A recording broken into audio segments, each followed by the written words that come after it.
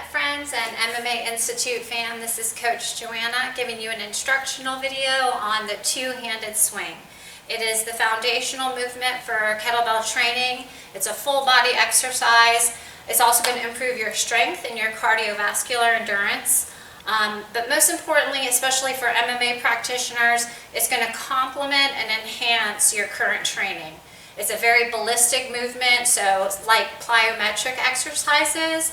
It's going to improve your explosive power while also helping you be efficient in the effort you use. So the strengthening aspect is going to help your hips, your hip flexors, your glutes, hamstrings, quads, lats, abs, core, your stabilizing muscles, as well as your grip strength.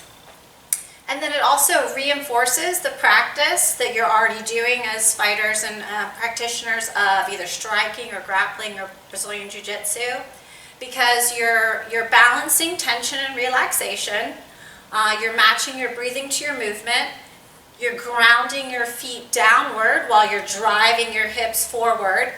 It's also going to improve your hip mobility, your shoulder stability. So first I'm going to demonstrate the technique, and then I'm going to give you some detailed instructions on what I was doing while I was swinging the bell. All right, here goes.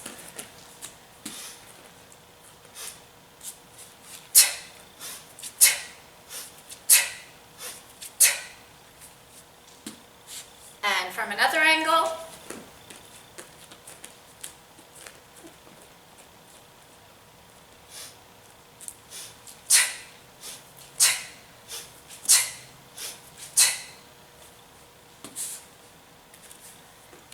So you might have noticed the way I began was with a hip hinge. I want my feet slightly wider than my hips, and I'm going to push my hips back. My feet are planted. Most of the weight is in my heel, but my toes and the balls of my feet are also grounded. The kettlebell position is slightly in front of me, and I'm going to tilt the bell like I'm breaking the handle, but also activating my lats and keeping my shoulders packed. So the first thing, I'm going to do a fast hike from the ground like I'm trying to hit myself in the butt or throw the bell to hit the wall behind me. And I want to hike the bell through my legs above my knees. Then I'm just going to explosively stand up, pulling my kneecaps up, driving my hips. My arms are just guiding. So we say the hips drive, the arms guide. So it's a forceful exhale when the hips finish. I want to squeeze my cheeks hard, tilt in the pelvis, tuck in the tailbone like you're trying to hide your booty hole. And then you're going to stand tall. So at the top, your body should form a straight line. Your eye gaze is going to be forward. Your shoulders are going to stay packed, so they're not out. And your shoulders are going to be right over top of your hips. So at the top position, when I say stand tall, I mean no lean back. I mean no bend in the knees. Shoulders aren't forward. Hips aren't back. We're not showcasing our butt at the top of the swing. That top position, straight line. The kettlebell is just going to form an extension of our straight arm. So it shouldn't be flipping up or down at the top. Our abs, we're going to brace like we're about to take a punch in the gut or a kick to the gut. So we want tight abs at the top. And then we're going to stay tall. Stay tall, and then we throw the bell or we hike the arms down for the drop until they hit the rib cage. Once they hit the rib cage, that's when I'm going to hinge back again. So it's a 4 count. Some people think the kettlebell swing is a 2 count. 1, 2. It's 4. So we're here, our arms drop, 1. Our hips hinge, 2. Then pop, 3. Arms just move forward because of that hip drive. 4. 1, 2, 3, 4. And then at the top, as I mentioned before, the kettlebell forms that straight line. Our abs are braced. We want to breathe in as we send the bell back.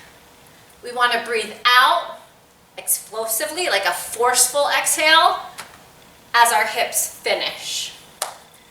All right, so again, demonstrating keeping those details in mind. Starting with the hip hinge, kettlebell slightly in front of my feet. I'm going to tilt the bell towards me so that I can activate these lats, pack my shoulders, and then fast, explosive hike, straight from the ground, through my legs, and then explosively standing tall, kneecaps pulling up. Squeezing the cheeks hard, tilting the pelvis forward, and then I'm going to hike it back and repeat.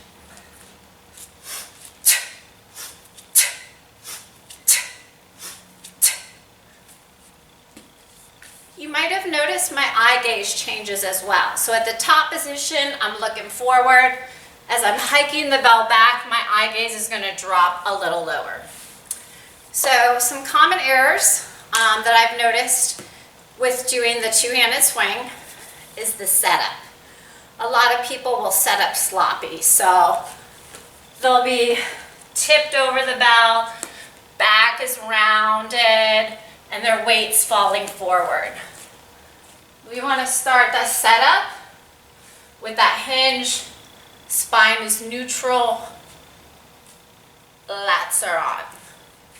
Then another error I see is a lot of people will pick up the bell before that initial hike. So their hips and their body raises before they send the bell back. So maybe they set up correctly, but then they lift. And then they try to hike. We want to hike straight from the ground through the legs. Another error I see is at the top of the swing. Instead of having this nice tall position, some lean back with long abs, lumbar extension. We don't want that. We want tall position, short abs. And then also at the top, sometimes I'll see a shoulder shrug or an arm lift. We want to keep the shoulders packed, meaning down and back. And then lastly, the set down, I see this is probably the most common error. You know, you get tired when you're on your last rep or you're at the end, you're like, oh, I'm done. I'll just sloppily set this bell down, but that's how you get hurt. So you don't want to abruptly stop the momentum because you want to keep that momentum going as you're doing the swing. But when it comes to the set down, you want to hike it through and then just let it like pendulum float back down, keeping the spine neutral again, not falling forward, rounding the back, or tipping over. So when we set the bell down, we want that nice positioning. So when you want to check your form, I would say keep these things in mind. When you're setting up for the kettlebell swing, make sure your back is neutral, your feet are planted. Throughout the entire movement, your shoulders should stay packed, your back should stay neutral, the momentum of the swing should be maintained, and your breathing should match your movement. The top position, check. Your body is in a straight line. The kettlebell forms an extension of your arm. Your abs, your glutes, your quads should be visibly contracting. On the back swing, you want the handle of the kettlebell to be above the knees. So you want to keep this arm connection here. You don't want to be here. And then lastly, for the set down, make sure that spine is neutral, the shoulders are packed, and then you hike it through and let the bell just kind of pendulum float back down. All right, I hope you found this helpful. If you have any questions, please feel free to contact me. My email will be in the description below. I would love to see your videos of your practice, so feel free to send those to me as well. And good luck.